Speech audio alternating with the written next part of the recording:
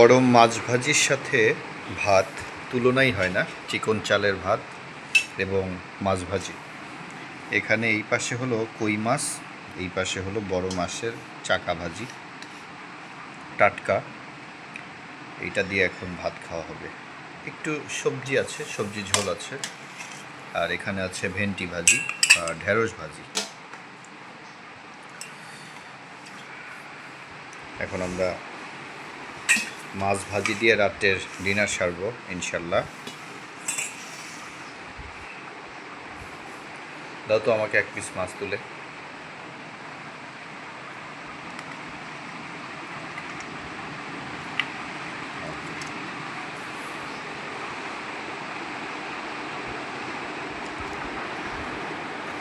আলহামদুলিল্লাহ। আর একটু তরকারি আছে, এগুলো তরকারিও আছে।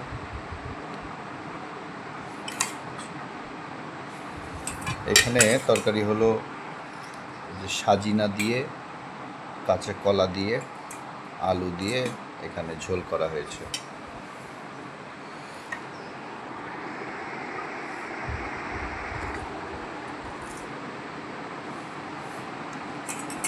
কই মাছ ভাজি একদম গরম।